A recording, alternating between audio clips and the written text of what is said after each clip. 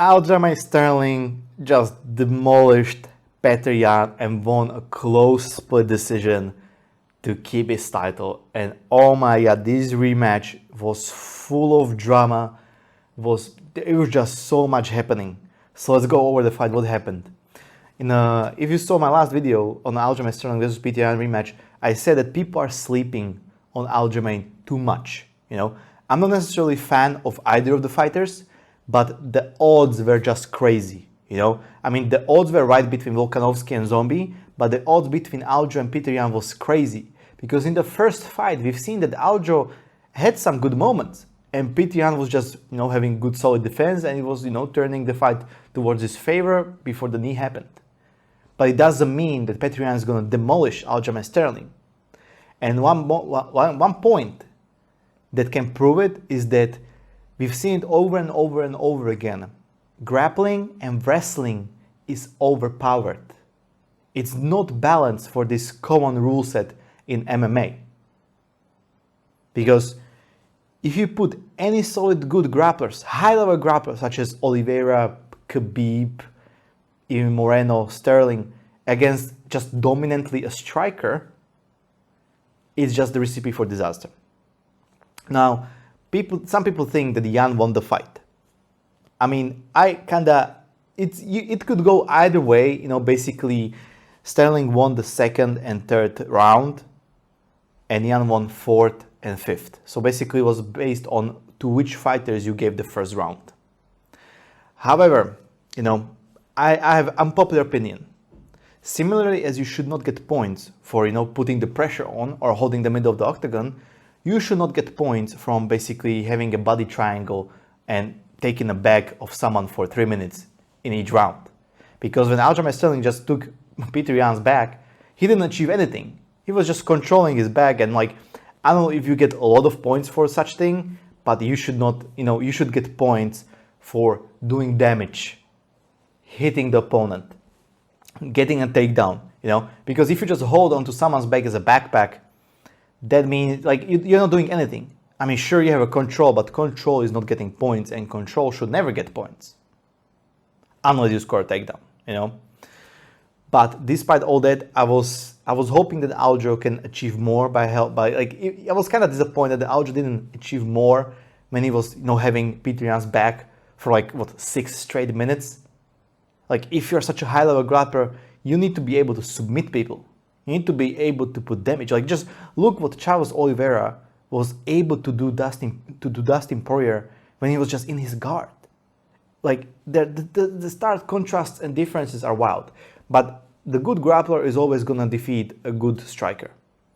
No matter how you score the fight, I think the Aljamain Sterling, the fight was more about what Aljo can do rather than what Petr Yan can do. Because in the last video when I spoke about the fight, I gave a lot of props to Aljamain Sterling because everybody was doubting him. He finally resolved some medical issues, and I believe he was reading all those mean comments, so he was really preparing, and it gave me the kind of the look back between the fights between Brandon Moreno and Davidson Figueiredo, because you could see that in the first fight, Moreno is a high-level grappler. In the first fight, Moreno was just striking with Figueiredo and just lost closely. In the second fight, Moreno was like, fuck this, I'm not going to strike with this guy, I will just take his bag and submit him. And he made it look effortlessly. And Aljamain Sterling can do the same thing to Petr Yan. His only problem was that he couldn't score a takedown. Which, good props to Petr Yan for having a good takedown defense. However, it's not enough to have a good takedown defense unless you have a huge reach advantage like we've seen in the middleweights by Adesanya. So it was a great fight. I mean, I would hope to see more. The rule set, benefits the grapplers a little bit because, seeing Aljo going into that fetal position on the ground, it was just it was like he was inviting Petr Yan to knee him again. If that was ONE FC, Petr Yan would just knee his face into oblivion. However, I was kind of disappointed by Petr Yan because it looked like to me he fought more emotionally than logically. While Aljamain Sterling was just trying to go for those takedowns, tried to force them because he knew once he got the bag of Petr Yan, it was over. he knew. And he was just trying to approach it, and he was getting a good corner advice. Well, Peter Yan was like, I don't know. Peter Yan is one of the best bantamweights in the world. But he needs to reassess his skill set, like he's been preparing in Tiger Muay Thai for this fight. I mean, if you're going to face such a high-level grappler, dude, just grapple your entire camp. Do what the Rot Tank did when he was preparing for Demetrius Johnson.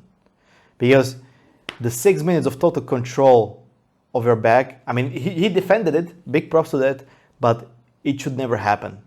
If you are a championship caliber guy, you should never get your back taken just that easily. Because we've seen when Oliveira did it to Poirier and it was just over. Big props to Aljamain Sterling. I knew that people shouldn't sleep on him too much, and I really hope that Peter Yan will be back soon. Because right now at the division, I don't see anyone challenging those two.